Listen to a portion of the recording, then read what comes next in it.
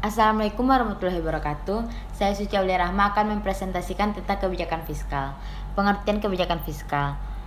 Kebijakan fiskal adalah konsep pengelolaan ekonomi diperkenalkan oleh John Maynard Keynes yang kemudian umum dipakai dunia sejak peristiwa depresiasi besar terjadi pasca Perang Dunia I tahun 1929.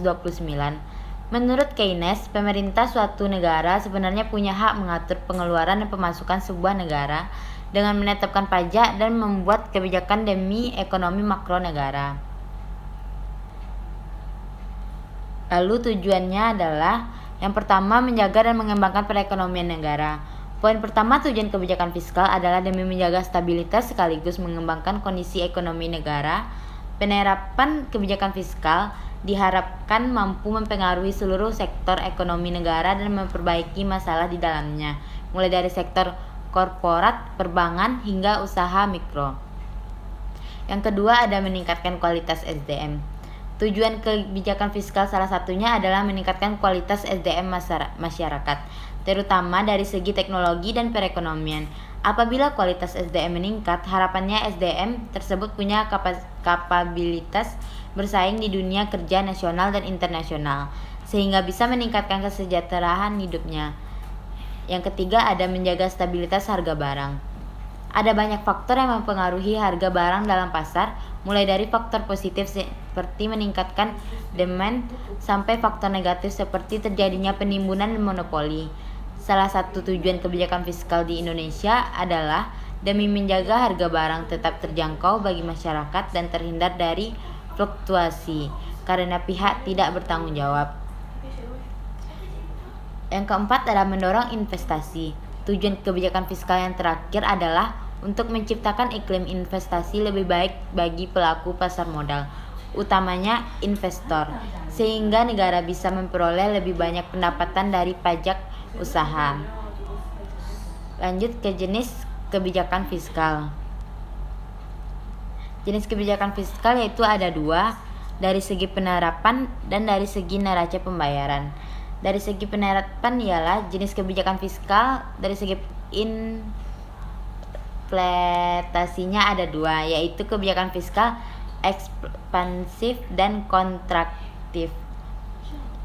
Kebijakan fiskal ekspansif adalah kebijakan fiskal yang diambil pemerintah saat ekonomi melemah dengan menaikkan anggaran belanja serta menurunkan atau meniadakan pajak bagi sektor tertentu. Fungsi kebijakan fiskal ekspansif adalah demi meningkatkan daya beli barang sehingga perusahaan tetap bisa melakukan produksi tanpa memecat pekerja. Yang kedua ada kebijakan fiskal kontraktif.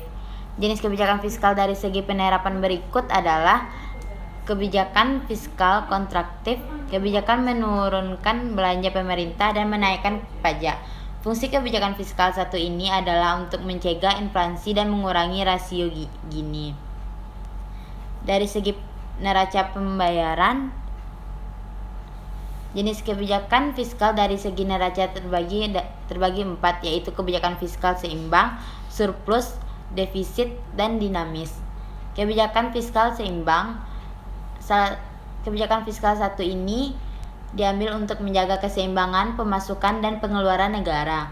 Fungsi kebijakan fiskal satu ini adalah agar negara tidak punya terlalu banyak hutang.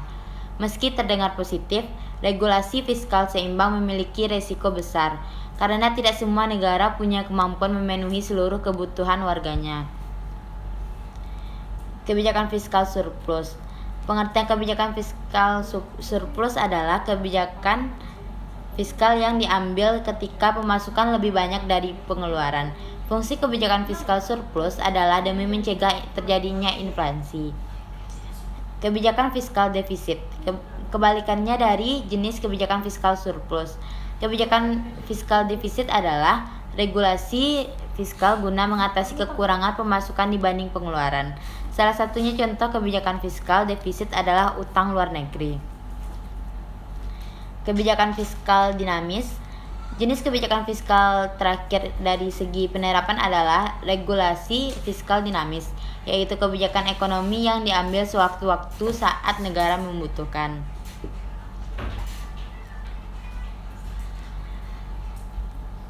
Ada instrumen kebijakan fiskal. Instrumen kebijakan fiskal adalah sektor-sektor yang dimanfaatkan pemerintah guna menjaga stabilitas ekonomi makro negara. Lebih detail tentang instrumen kebijakan fiskal di Indonesia antaranya: 1. Ada pajak. Poin pertama, instrumen kebijakan fiskal adalah pajak dari seluruh sektor domestik dan luar negeri. Demi mencapai tujuan kebijakan fiskal, pemerintah dapat memanipulasi pajak dalam bentuk pengurangan, penambahan, penundaan, sampai peniadaan. Yang kedua ada